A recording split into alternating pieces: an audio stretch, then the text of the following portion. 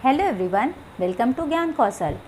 आपको हम शिक्षा के नवीन पद्धतियाँ एवं प्रवृत्तियों के अंतर्गत बता चुके थे कि कितने तरह के बालक होते हैं, सामान्य बालक और असामान्य बालक। इससे पहले की वीडियो में हम ऑलरेडी समझा चुके हैं, बस हम आपको थोड़ा सा और उस पर फोकस डाल रहे हैं।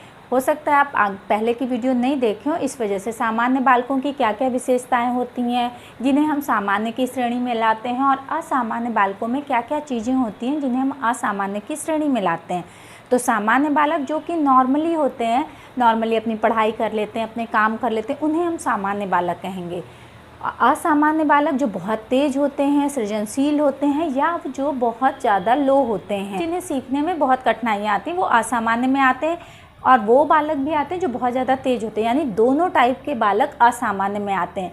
और सामान्य में बिल्कुल मीडियम होते हैं। लेकिन यहाँ असामान्य बालक में केवल बुराइयाँ ही नहीं होगी कि वो बालक सीख नहीं पाता है, उस बालक का IQ लेवल बहुत कम है, ये नहीं। उसमें दोनों टाइप के आएंगे, जो बहुत तेज़ भी होते हैं और जो बहुत लो भी होते हैं। तो ऑलरेडी हम आपको चक्षु विकलांग बालक के बारे में पढ़ा चुके हैं। चक्षु मीन्स जो आँखों से नहीं देख पाता है या कम देखता है, उसे हम चक्षु विकलांग बालक कहते हैं। तो प्रीवियस वीडियो में हम उसके बारे में आपको समझा चुके हैं। उनके लिए किस तरह की शिक्षा पद्धति होनी चाहिए ये भी हम बता चुके हैं। तो आज हम आपको श्रवण विकलांग बालक के बारे में पढ़ाएंगे, जो सुन नहीं पाते हैं या कम सुनते हैं। तो उनके बारे में आज हम विस्तृत चर्चा करते हैं। अपनी वीडियो में आगे बढ़ते हैं और देखते हैं ये श्रवण विकलांग बालक कैसे होते हैं। हम बोले हैं कि ये सारे असामान्य बालक में आते हैं, तो ये भी आपके असामान्य बालक के अंतर्गत आए हैं। तो श्रवण विकलांगता या बहरापन ऐसी दैहिक अक्षमता है जो बालक को मौखिक अभिव्यक्ति द्वारा शिक्षा ग्रहण करने में रुकावट उत्पन्न करती है। ऐसे बालक नॉर्मल कक्षा में बैठकर अध्ययन नहीं कर पाते हैं। क्यों? क्योंकि उनकी सुनने की क्षमता नहीं होती है या कम होती है। क्योंकि टीचर तो नॉर्मली पढ़ाएगा, ऐसा तो है नहीं कि जो बालक नहीं सुन पाता उसको बहुत लाउडली बोलेगा। वो तो नॉर्मली बोलेगा जैसे हम नॉर्मल बोल रहे हैं, क्योंकि आप सब नॉर्मल हैं। और वहीं जहाँ श्रवण बाधित बालक आ जा रहे हैं, वहाँ शिक्षक को विशेष तरह की शिक्षा देनी पड़ती है, नहीं तो वो बालक को अध्ययन करने में रुकावट उत्पन्न होती है। तो जिन्हें भी मौखिक रूप से रुकावट उत्पन्न हो रही है, उन बालक को श्रवण बाधित बालक के अंतर्गत हम लाएंगे। ये विकलांगता भी कई प्रकार की होती है। जैसे है आपका एक कान से बहरा, कुछ व्यक्ति एक कान से बह रहे होते हैं, कुछ व्यक्ति दोनों कानों से बह रहे होते हैं, उन्हें दोनों कानों से कुछ सुनाई नहीं पड़ता है। तो अगर बालक एक कान से बह रहा है तो उसे एक कान से सुनाई पड़ रहा है, तब तो वो सामान्य विद्यालयों में अपने आप को मैनेज कर लेगा। लेकिन जब दोनों कान से बहरा बालक है तो वो सामान्य विद्यालयों में नहीं पढ़ सकता है। तो ये दो टाइप के बालक होते हैं। अब इन दोषों का प्रभाव बालक पे क्या होता है, यानी बालक जो नहीं सुन पाता है तो उससे उसके पढ़ने में क्या रुकावट होती है वो देख लेते हैं। भाषा विकास में रुकावट। जब बालक सुन ही नहीं पाएगा, उसे भाषा समझ में ही नहीं आएगी, तो वो चीज़ों को एक्सप्लेन भी नहीं कर पाएगा, तो उसकी भाषा विकास में रुकावट आ जाती है। नेक्स्ट है आपका अध्ययन क्षमताओं पर प्रतिकूल प्रभाव।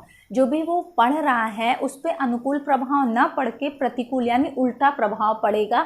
बालक चीज़ों को अच्छे से नहीं समझ पाएगा। इन दो प्रकारों के अलावा श्रवण विकलांग बालक और भी प्रकार के होते हैं। तो आइए उन प्रकारों के ऊपर भी हम प्रकाश डाल लेते हैं। जन्मजात बहरापन। कुछ बालकों को आप देखेंगे कि जन्म से ही वो बहरे होते हैं। तो वो जन्मजात बालकों में बहरापन क्यों आता है ये देखते हैं। गर्भ काल में बहरापन। जैसे कुछ बालक गर्भ में ही रहते हैं तो उनमें ये विकलांगता आ जाती है। ऐसा नहीं कि वो जब पैदा हुए हैं तो किसी बीमारी की वजह से होते हैं, नहीं, वो गर्भ में रहते हैं तभी ये विकलांगता उनके अंदर देखने को मिलती है। तो वो कैसे? अगर गर्भावस्था महिला बीमार पड़ गई है तब भी ये विकलांगता आ सकती है। वो बहुत ज़्यादा मदिरा पान कर रही है तो भी वो विकलांगता आ सकती है। वो बहुत ज़्यादा दूषित भोजन कर रही है, क्योंकि होता भी है, बताया भी जाता है कि गर्भावस्था महिलाओं को अच्छा खाना चाहिए, ताज़ा खाना चाहिए, पौष्टिकता वाला खाना खाना चाहिए। क्यों? क्योंकि उसी के द्वारा उसके होने वाले बच्चे में वो सारी चीज़ें जाती है। तो अगर महिला दूषित भोजन करेगी तो उसका दुष्प्रभाव उसके होने वाले बच्चे पे भी पड़ेगा। तो गर्भावस्था में इनकी वजह से भी आपको देखने को मिलता है कि अगर महिला इसमें से कोई भी चीज़ करती है तो उसके होने वाले बच्चों में बहरापन होने की संभावना ज़्यादा होती है। वो दूषित भोजन करे या मदिरा पान करे, या वो बहुत ज़्यादा प्रेगनेंसी के टाइम वो बहुत ज़्यादा बीमार हो, या वो कुछ ऐसा विषाक्त पदार्थ खा ली हो, तब भी उसका दुष्प्रभाव बालकों में देखने को मिलता है। नेक्स्ट है आपका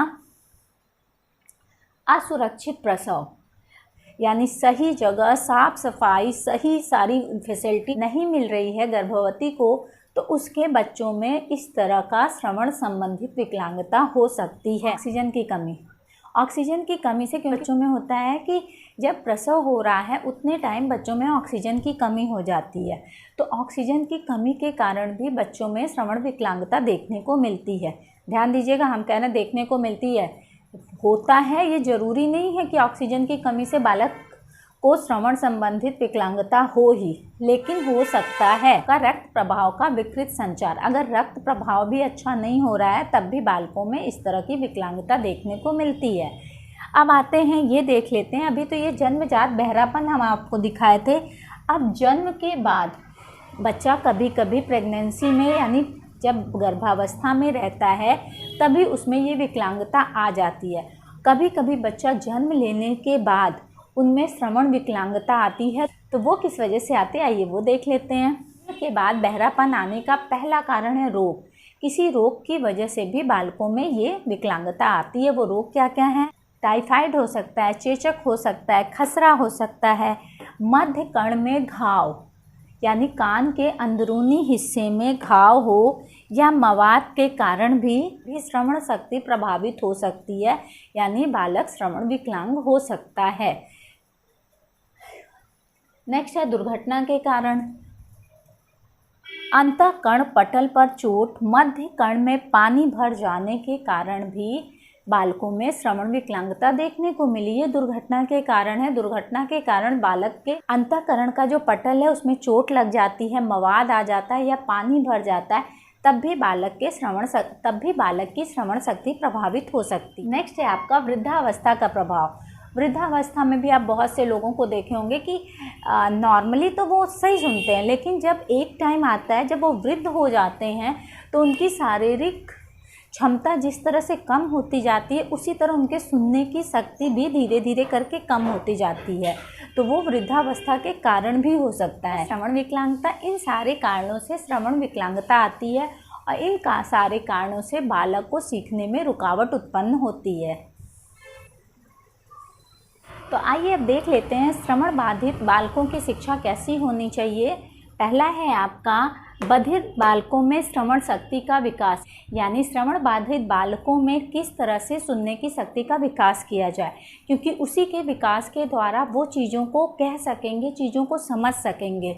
तो इसमें आपका पहला है वाचन की क्षमता विकसित करना, जिसके अंतर्गत दृश्य सामग्री का प्रयोग है, यानी बालकों को ज़्यादा से ज़्यादा देखने वाली सामग्रियों के द्वारा चीज़ों को समझा, क्योंकि वो देख तो अच्छे से पाते हैं, बस सुन नहीं पाते हैं। तो जब देखने वाली चीज़ों को वो अच्छे से देखेंगे तो चीज़ों को उनकी समझ में आएगा। नेक्स्ट है ध्वनि कंपन का अवलोकन। ध्वनि के कंपन को वो अपने स्पर्श के द्वारा महसूस कर सकते हैं, तो इसका उपयोग शिक्षा में ज़्यादा से ज़्यादा करें। नेक्स्ट है आपका स्पर्श। बालक स्पर्श की भाषा, यानी श्रवण बाधित बालक स्पर्श की भाषा को बहुत अच्छे से समझ लेता है। उसको स्पर्श के द्वारा चीज़ों को समझना सिखाना चाहिए कि किस तरह के स्पर्श का क्या मतलब होता है। ये हो गया, वाचन की क्षमता विकसित हो गई इन चीज़ों से, यानी बालक को दिखाने वाली चीज़ें ज़्यादा यूज करनी चाहिए, ध्वनि कंपन वाली चीज़ें उसको ज़्यादा करनी चाहिए और स्पर्श के द्वारा। नेक्स्ट है आपका होठों द्वारा पढ़ना, यानी ओठों को पढ़ना। ये सामान्य बालकों की तरह नहीं है कि ये आपकी बातों को समझेंगे, आपके चेहरे के हाव भाव को समझेंगे, फिर उसे दोहराएंगे, फिर उसका आंसर देंगे। श्रवण बाधित बालक के लिए ये मुश्किल है। वो होठों को देख के, आँखों को देख के और आपके चेहरे के भाव को देख के चीज़ों को अच्छे से समझ पाए, इस तरह की उसको शिक्षा देनी चाहिए। वो लिपसिंग पढ़ना जानते हैं, लेकिन अगर उनको शिक्षित नहीं किया जाएगा तो बालक नहीं समझ पाएगा। तो उसे लोगों के लिपसिंग को पढ़ने की शिक्षा देनी चाहिए। इसलिए इन्हें सहसव काल से ही इस तरह का प्रशिक्षण दिया जाना चाहिए कि वो लोगों के लिप्स को पढ़ सकें, प्लस उनके हाव भाव से चीज़ों को समझ सकें। नेक्स्ट है आपका भाषा संबंधित विकास। ये जैसा कि हम बता चुके हैं, ये नॉर्मल व्यक्ति की तरह सुन के और फिर लिख के अपनी भाषा को अभिव्यक्त नहीं कर सकते हैं। तो इन्हें होठों के द्वारा चीज़ों को समझने, फिर उसे लिख के, फिर अपनी चीज़ों को अभिव्यक्त करने की कोशिश करना चाहिए कि ये बालक इस तरह से अपनी चीज़ों को अभिव्यक्त करें। ये एक प्राकृतिक विधि है जिससे बालक होठों से संबंधित चीज़ों को देखते हैं, फिर उन्हें लिखते हैं।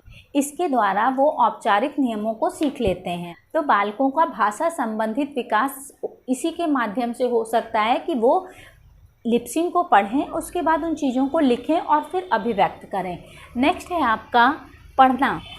ये थोड़ा सा मुश्किल काम है क्योंकि ये बहुत ज़्यादा माइंड का जो बालक तेज है, ये उनके लिए पॉसिबल है। पढ़ना यह एक बहुत ही कठिन कार्य है कि लेकिन कुछ बौद्धिक, जिसका बौद्धिक स्तर IQ लेवल बहुत ज़्यादा है, उनमें इस तरह का विकास किया जा सकता है। तो इसके लिए बहुत ही मेहनत और परिश्रम की ज़रूरत है। आइए अब नेक्स्ट देख लेते हैं। ये पहला था आपका बधिर बालकों में श्रवण शक्ति का विकास। अब दूसरा है ऊंचा श्रवण करने वाले बालकों में सुनने की शक्ति का विकास।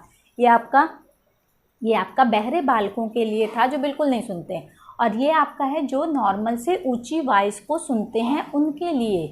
तो इसमें पहला है आपका श्रवण सहायक यंत्रों के नियमित प्रयोग का अभ्यास कराना। ये आपकी एक तरह से मशीन आती है जिसे कानों में डाल दिया जाता है, तो उसे बालक जो बहुत ज़्यादा ऊंचा सुनता है उससे वो नॉर्मल वॉइस भी सुन सकता है। तो पहले इसे शिक्षण के लिए, जब बालक शिक्षण ग्रहण करता है तो उसमें इसका यूज करे, फिर धीरे धीरे जब अभ्यास हो जाए इसका, तो उसके बाद नॉर्मल रूटीन में भी इसका यूज कर सकता है। हम बहुत से लोगों को देखें जो ऊंचा सुनते हैं लेकिन वो मशीन भी नहीं लगाते हैं। पूछने पे वो कहते हैं कि जब मशीन लगाते तो उनके कानों में जूं की आवाज़ आती है जिसकी वजह से उन्हें इरिटेशन होती है, तो वो मशीन नहीं लगाते, ऊंचा सुनना पसंद करते हैं। लेकिन उन्हें मशीन लगानी चाहिए क्योंकि ये डॉक्टर की राय है, हम लोगों की नहीं है। अब हम लोगों को क्या पता मशीन लगाने से क्या फ़ायदा है, क्या नुकसान है, बट ये डॉक्टर की राय है और उस मशीन पे अच्छा खासा शोध किया गया है, तब ये लाया गया है कि वो मशीन लगा लेगा तो बालक उन चीज़ों को अच्छे से सुन लेगा। सामने वाले व्यक्ति को बहुत लाउड बोलना नहीं पड़ेगा या बहुत लाउडली उसे समझाने की ज़रूरत नहीं पड़ेगी। तो ऊंचा सुनने वाले बालकों को इस तरह की मशीन का प्रयोग ज़रूर करना चाहिए। अगर वो डेली नहीं करते हैं तो शिक्षण के दौरान तो उन्हें ज़रूर करना चाहिए। नेक्स्ट आइए देख लेते हैं। नेक्स्ट है आपका दृश्य श्रवण उपकरण में सहायक। दृश्य श्रवण उपकरण में सहायक यानी बालक जो देखता है, कानों से नहीं सुन पाता है लेकिन जब देखता है और ध्वनि को वो महसूस करता है तो इससे उसको सीखने में काफ़ी मदद मिलती है। देखने वाली चीज़ों के द्वारा उन्हें शिक्षित किया जाए तो बालक बहुत अच्छे से सीख सकता है, उन्हें देख के और उनकी ध्वनि को महसूस करके। नेक्स्ट है आपका होठों द्वारा पढ़ना। जिस तरह से वो बालक हैं जो बिल्कुल नहीं सुन पाते हैं लेकिन होठों की चीज़ों को वो सुन और समझ पाते हैं, उसी तरह ऊंचा सुनने वाले भी लोग, बहुत से लोग तो ऐसे हैं कि काफ़ी टाइम तक सामने वाले को पता ही नहीं चलता है कि वो ऊंचा सुनते हैं। क्यों? क्योंकि वो लिप्सिंग को पढ़ते हैं और लिप्स के अकॉर्डिंग वो चीज़ों का आंसर देते हैं। आप कैसे हैं? आप म्यूट कर दीजिए और आप केवल मेरे लिप्स को देखेंगे तो मेरे लिप्स बता रहे हैं कि हम आपसे क्या क्वेश्चन करते हैं। तो जो ऊंचा सुनते हैं तो वो लिप्स पढ़ने लगते हैं, तो लिप्स रीड के अकॉर्डिंग वो सामने वाले को आंसर देते हैं, उन्हें लगता है कि ये पूछ रहा है। तो इन दोनों बालकों में लिप्स रीडिंग बहुत ज़रूरी है, चाहे वो बिल्कुल ना सुनते हो चाहे वो ऊंचा सुनते हो। तो ये है आपका श्रवण विकलांग बालक। ये कितने टाइप के होते हैं, इनको कैसे शिक्षा दी जाती है, आज हम इन सब पे अध्ययन किए हैं। कल हम आप लोगों के सामने वाक विकलांग बालक के बारे में बताएंगे। तो अगर ये मेरी वीडियो आपको पसंद आई हो तो प्लीज़ इस वीडियो को लाइक, चैनल को सब्सक्राइब और इस वीडियो को ज़्यादा से ज़्यादा शेयर कीजिएगा। तो चलिए अब अपनी नेक्स्ट वीडियो में मिलते हैं, तब तक के लिए गुड बाय।